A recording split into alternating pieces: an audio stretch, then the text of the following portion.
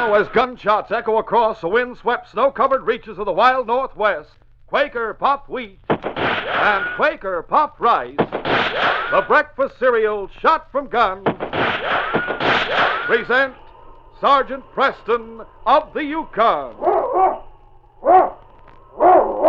It's Yukon King, swiftest and strongest lead dog of the Northwest, blazing the trail for Sergeant Preston of the Northwest Mounted Police in his relentless pursuit of lawbreakers. On King! On, you huskies!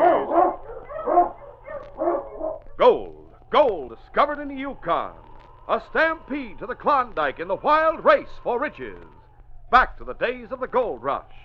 With Quaker popped wheat and Quaker popped rice, bringing you the adventures of Sergeant Preston and his wonder dog, Yukon King, as they meet the challenge of the Yukon.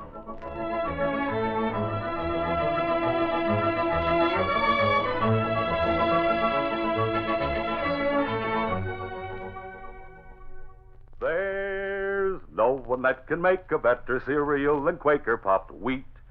It's neat. And when you hear that shootin', you're darn tootin'. The Quaker makes the ones shot from guns. Yes, those king-size premium grains of both Quaker popped wheat and Quaker popped rice are puffed to perfection for a delicious breakfast treat. Try 'em tomorrow, sure.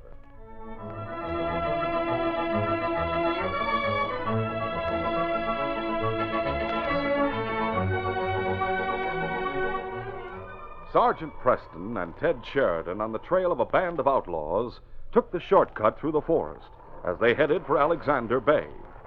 It grew colder. The sky clouded over and snow began to fall. The wind was rising, and it seemed that the first snowfall of the year might turn into a blizzard. Toward nightfall, the sergeant and Ted reached Jacques LeBeau's trading post. I know Jacques, Ted. We may be able to borrow a dog team and a sled from him. How far are we from Alexander Bay? Oh, about 5 miles. Jacques may be able to tell us something about Dad. We'll see. Sergeant Preston and King. Hello, Jacques. Welcome. It has been a long time since you have paid me a visit. What brings you to this neck of the wood, eh? We're on our way to Alexander Bay. Oh, I knew it. Knew what? That the men who have taken over the old lumber camp there are crook. Have you seen them? 2 of them. The Indian have told me of the others. The 2 who come here to buy tobacco speak Russian when they talk between themselves. You're right, Jacques. It's those men who have brought us here. I'll tell you the whole story, and then you can give us any information you have. This is Ted Sheridan. Great pleasure. Glad to meet you, Jacques. Ted's father is a professor. About 2 months ago, Professor Sheridan and 2 of his colleagues from the university entered the Indian Territory.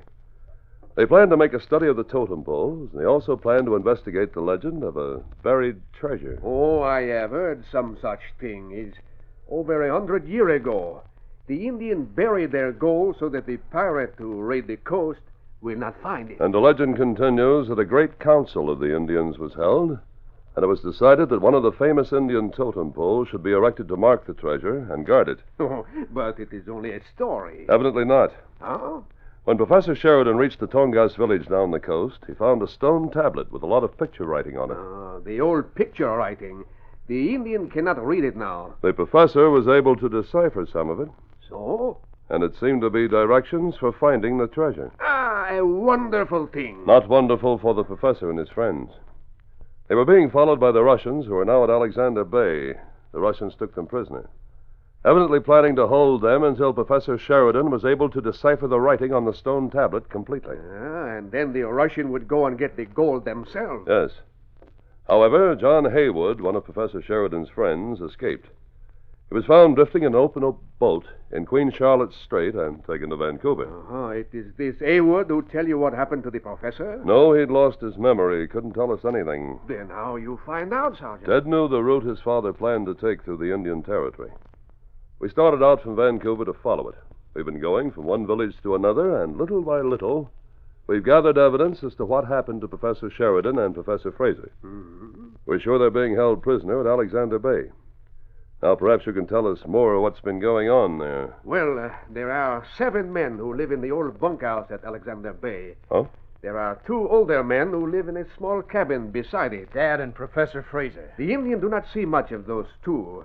The window of the cabin are all boarded up. Only once in a while the 2 old men take a walk down to the water or into the forest. Under guard, no doubt. Perhaps. The Indian also speak of a dog with red hair who is chained outside the small cabin. Well, that's Mike, Dad's Irish setter. How recently have the Indians reported seeing the men at Alexander Bay? Yesterday. And we're not too late, Let's Sergeant. hope not. Jock, will you lend us a sled and some dogs? You wish to go to Alexander Bay tonight? Yes. But I have told you there are 7 of the crew, all of them big and tough, and all carry gun. You are a fine shot, Sergeant. This boy may be also, but 2 against 7, you will not have a chance. Our first job is to get to Alexander Bay as quickly as we can. Will you lend us a team? Of course, Sergeant. You may take your pick. Come, I'll show you. King was not harnessed, but romped ahead of the borrowed team as the sergeant drove through the woods toward Alexander Bay. Suddenly, he cut away from the trail and into the forest. Well, King, hurry, your husky. What now? What's the matter with King? Listen to him. He's found something. Come on. Right. Less than 100 feet from the trail, they found King nosing at a white mound. And as they drew closer, they saw it was a dog covered with snow. Sergeant, that's Mike, our setter. All right, King. We'll have a look at him, boy. Boy, he's been shot. Yes, but he's still alive. We'll take him back to the sled and bandage his shoulder. We may be able to save him. Easy, boy. When the setter had been made comfortable on the sled and his wound had been bandaged, he raised his head to Ted and tried to wag his tail. Oh, good boy, Mike. He'll live. Now those dirty crooks have something else to answer for. But I'm afraid that... That they may have used a bullet on your father, too? Yes, Sergeant. The lumber camp's less than a mile from here. Get on the sled. Right. All right, on King! On, you husky! 5 minutes later, the sergeant stopped the team, still in the cover of the woods. On, King! On, you husky! What now? Quiet them down, King. The sergeant, Ted, and King continued on to the edge of the clearing. The bunkhouse, the cabin beside it, and all the other buildings were dark. One by one, the sergeant and Ted entered them looking for any sign of life or death. There was none. The camp was deserted. The 2 men walked down to the shores of the bay. Could they have left by sea? Possibly. There's someone who can tell us. Who? Mike. But he's too weak to walk. He'll not have to do that. Come on. The sled was driven into the clearing. Then Ted took Mike's head in his hands. Where's Dad, Mike? Which way did he go, boy? Where's Dad? Feebly, Mike rose, stepped off the sled, and took a few weak steps toward a trail that led into the forest to the west. And then he collapsed. Easy, boy. The sergeant picked him up and placed him back on the sled. That's enough, fellow. You've answered our question. What's in that direction, Sergeant? There are mountains beyond the forest, and at the foot of the mountains, the largest Indian town in the province. It's called Ravensville. There's a school there. Indian children come from all over to attend it. Could Dad have finished deciphering the message on the stone and told Rostov where to find the gold? Perhaps we'll try to catch up with him before he does. All set? All set, Sergeant. All right, on King! On, you husky! All night long, they followed the well-marked trail through the forest. It had stopped snowing, and at dawn they made a halt to eat and rest the team. At noon, they found the remains of a campfire where Rostov and his men had spent the night. There were clear footprints in the fresh snow leading on toward the west, and the sergeant and Ted pushed on. At dusk, they reached a trading post. The sergeant stopped the sled in front of it. King! Ho, you huskies! One on the hole! Mike made frantic efforts to get off the sled. Easy, boy, easy. I can hardly hold him, Sergeant. Your father may be inside, but there are tracks leading on toward Ravensville. Who runs this post? It used to belong to a man named McTavish. However, I heard he sold out this summer. I don't know the new owner. You stay here, Ted. Come on, King. Easy, Mike, easy. The store was empty. Hello! The door at the rear of the store opened, and a hard-featured, heavy-set man entered. I'm Sergeant Preston, Northwest Mounted Police. Are you the proprietor? Yeah. Nat Gage. What can I do for you? Any travelers stopped here recently? I haven't seen anyone for days except a few Indians. From Ravensville? That's only a few miles from here, isn't it? That's right. But the Indians were trappers. The Ravensville Indians have their own store. Does that door in the rear there lead to your living quarters? Yeah. Mind if I take a look? Of course I mind. You may be a policeman, but you have no right to search a man's house without a warrant. Did I say anything about searching the place? You can't pass that door without a warrant. Well, you should know, Gage, that a police officer in this territory is authorized to act as a magistrate. Huh? This is a warrant. I'll fill it out, sign it, and the formalities have been accomplished. Now open that door, Gage. Open it yourself, Sergeant. As you wish. In one swift glance, the sergeant took in the furnishings of the room. A stove, a cot, a table filled with dirty dishes, many of which had been used recently. At one side of the room, a stepladder. The sergeant looked up. There was a trapdoor in the ceiling. Evidently, there was a loft above the room. The sergeant started for the stepladder when King's barking stopped him. He turned. Gage was standing in the doorway, leveling a shotgun. That's far enough, Sergeant. Oh, no! Oh. We'll continue our adventure in just a moment.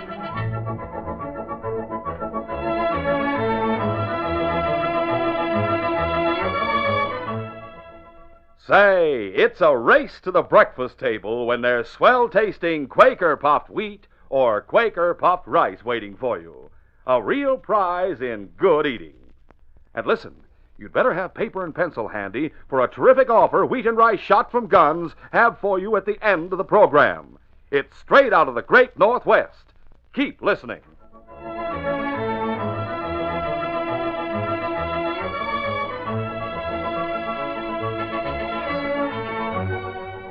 Now to continue. Just as Gage was squeezing the trigger of the shotgun, King hit him and knocked him against the door jamb. Gage cracked his head against it and went down.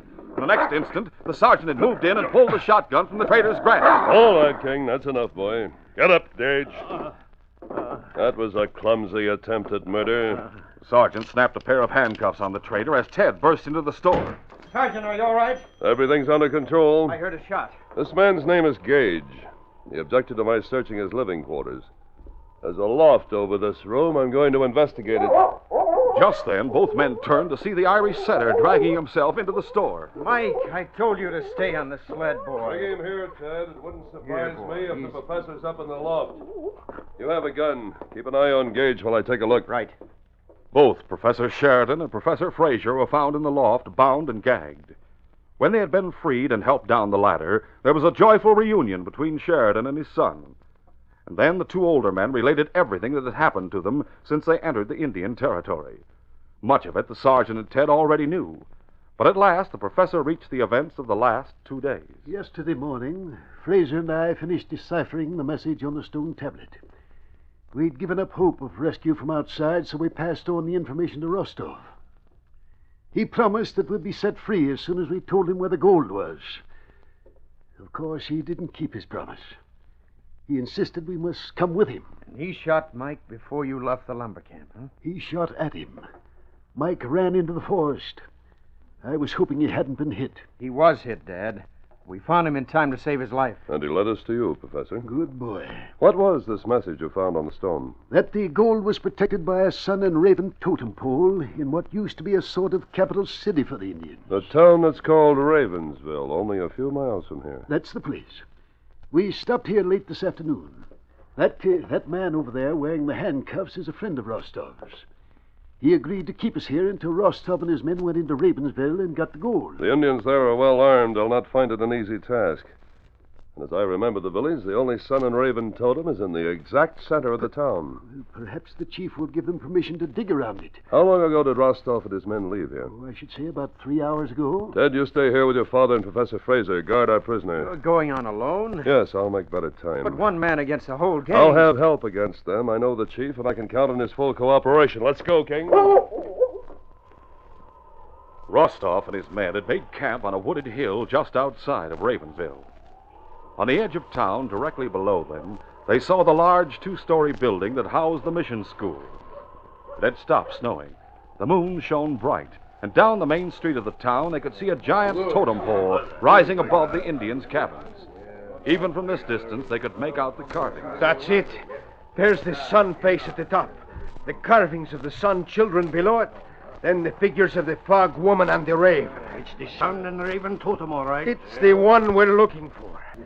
Must have been a landmark from the time they buried the gold. 100 years ago. Just waiting for us to dig it up. It's not as simple as that. That's what I've been thinking. The Indians will refuse to let us mess around with their idol.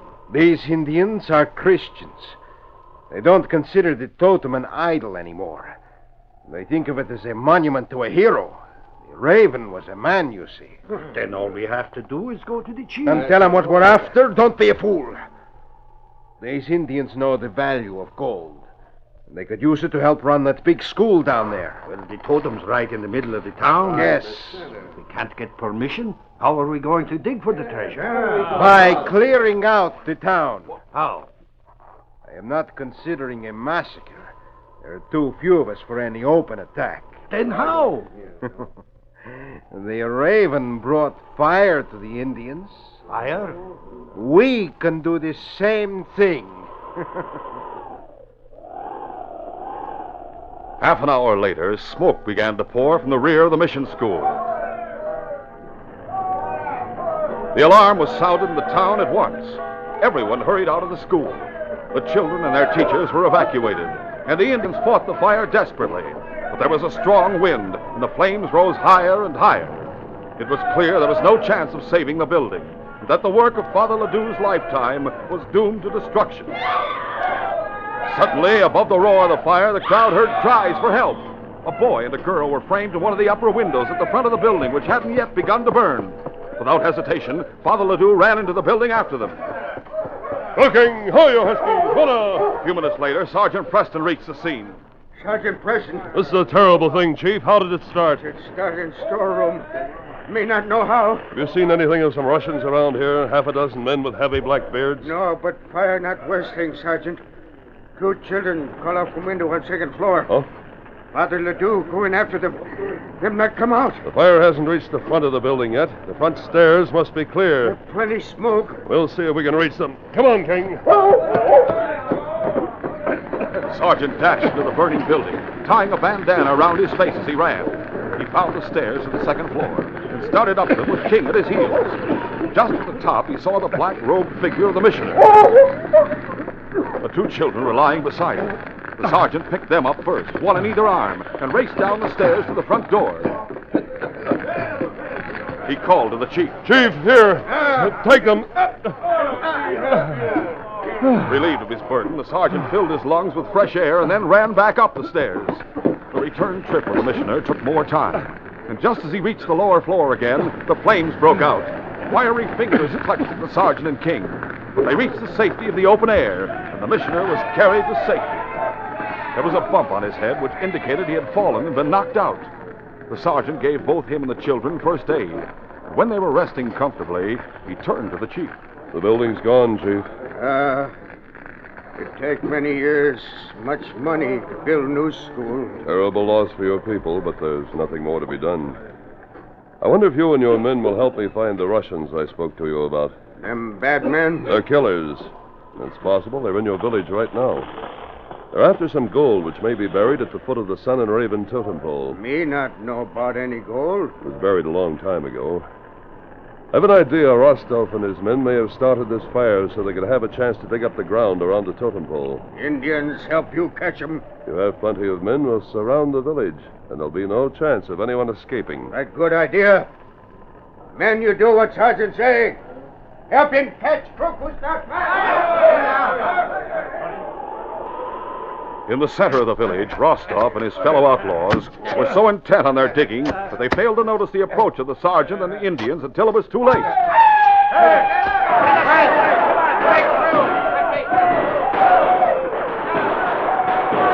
They made a fight of it, trying to break through the circle around them. When Rostov was wounded and dropped to the ground, the others gave up.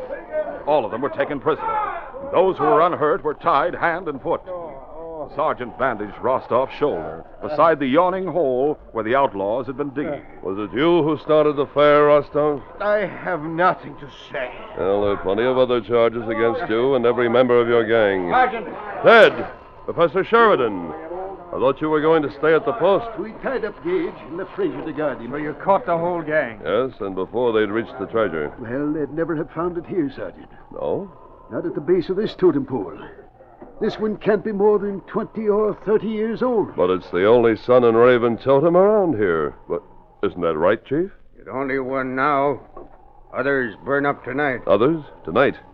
What do you mean? When Father built chapel a long time ago, their 4 sun and raven totems stand on hill. Indians dig 'em up, use 'em for corner posts of chapel. Then the gold may have been buried on the hill. Can you show us where the totems used to stand? I wonder if there's anything left of the totems. Them burned. But perhaps not completely. If there's anything left of them, I should be able to judge their age by the type of carving. Them plenty old. Yes. Suppose we get back to the school and take a look at them, Ted. Oh, sure thing, Dad. We'll all go.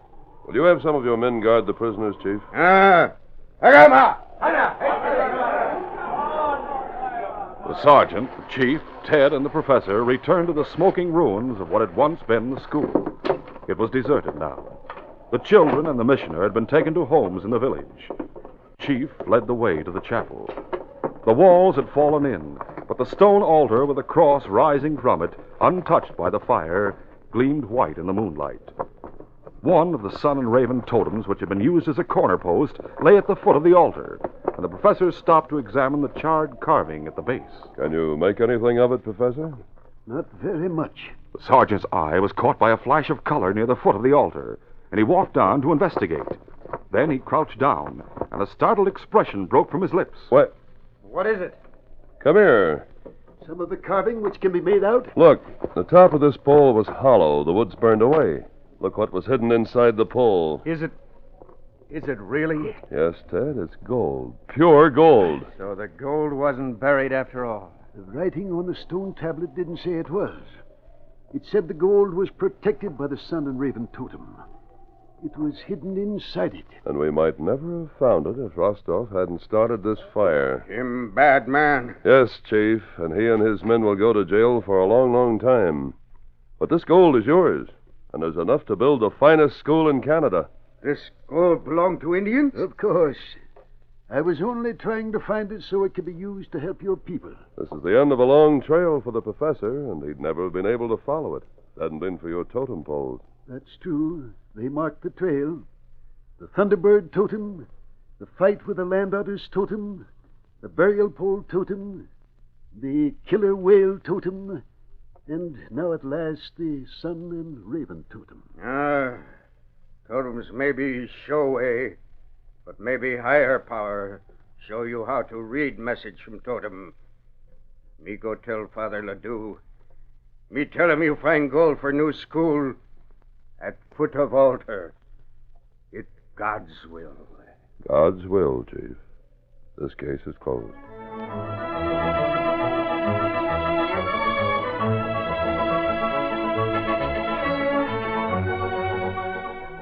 Sergeant Preston will return in just a moment with a word about our next exciting adventure. I understand, Sergeant Preston, that people travel thousands of miles to see the sun and raven pole and other totems. That's right. Totem poles represent one of the most curious ways that people have recorded their adventures and legends. I've heard that some totem poles are as much as 60 feet high. Yes, and the weird carvings of animals, birds, and strange creatures are all done by hand and painted in beautiful, bright colors. Well, fellas and girls, as you heard today's exciting story, if you thought you'd give anything to see the sun and raven totem pole yourself, listen. Here's the surprise. The big news you've been waiting for. Now you can get a miniature copy, a real scale model of the sun and raven totem pole you heard about in today's story. It's a special offer that Quaker Puffed Wheat and Quaker Puffed Rice are making to friends of Sergeant Preston. And sun and raven is just one of 5 different totem poles that you can get. Yes, a complete collection has been made especially for Sergeant Preston's friends. You get the sun and raven, The famous Thunderbird, the fight with the land otters, the weird burial pole, the great killer whale. And these 4-inch scale models are authentic copies of the real totem poles that you would see today if you traveled up in the Northwest. They're pressed wood miniatures, hand-painted in bright reds, blues, greens, and yellows. Just think of the fun you'll have making your own little Indian teepee villages for each totem pole. And showing them to your friends at school when you study Indian life. Now, here's how easy it is to get the Sun and Raven, or the whole collection of 5 different totem poles. First, get one of the special new packages of Quaker Puffed Wheat or Quaker Puffed Rice, now at grocers. The box top tells you just what to do for any totem pole you want. It has a special handy order blank with a list of the 5 different poles right on it. You just check the totem poles you want. And for every one you check, send 25 cents. For the whole collection, you send only $1. Now, whether you want one or all 5 totem poles, you only have to send 1 box top from Quaker Puffed Rice or Quaker Puffed Wheat. Then send 25 cents for each totem pole you want, or $1 for the whole collection of 5 different poles. Send to Totem Poles, Box L, Chicago 77, Illinois. And here's something extra you get. With your order, you get a booklet that tells the fascinating history and story of each totem pole. Honestly, if these aren't the most exciting scale model totem poles you ever saw, you get your money back, every cent. But don't wait. The limited supply of these totem poles is going like hotcakes. So hurry, hurry, hurry. Get the special new packages of swell-tasting Quaker Puffed Wheat or Rice. Read all about these fascinating totem poles right on the package. Then rush your order right away tonight to Totem Poles, Box L, Chicago 77, Illinois.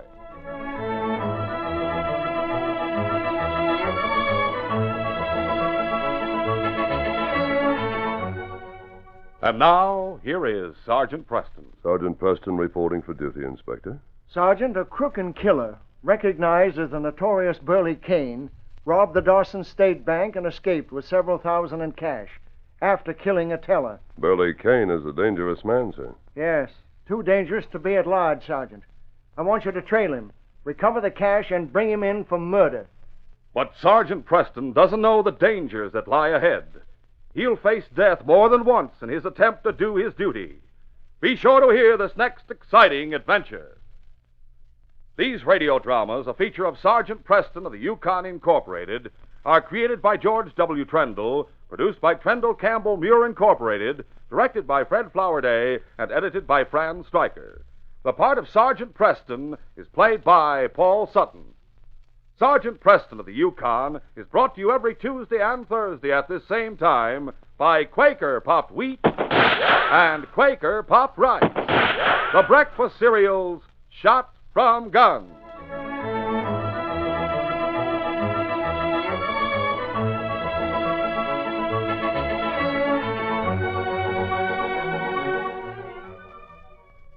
Hello, children, and you mothers, too. This is your friend Aunt Jemima. Speaking of supper tonight, do you ever have pancakes?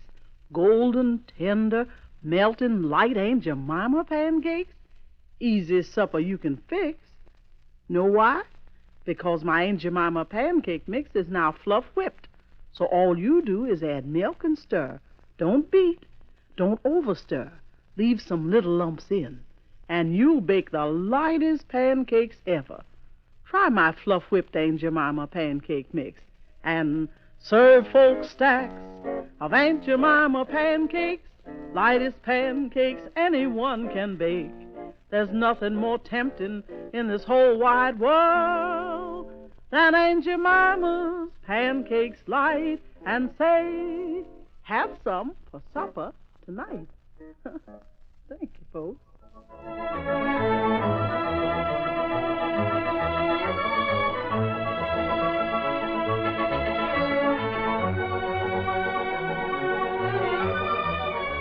This is J. Michael wishing you goodbye, good luck, and good health from Quaker Puffed Wheat and Quaker Puffed Rice. So long. Listen tomorrow at this same time to The Green Hornet, brought to you by the drink that makes you feel fresh again, delicious Orange Crush. This is the Mutual Broadcasting System.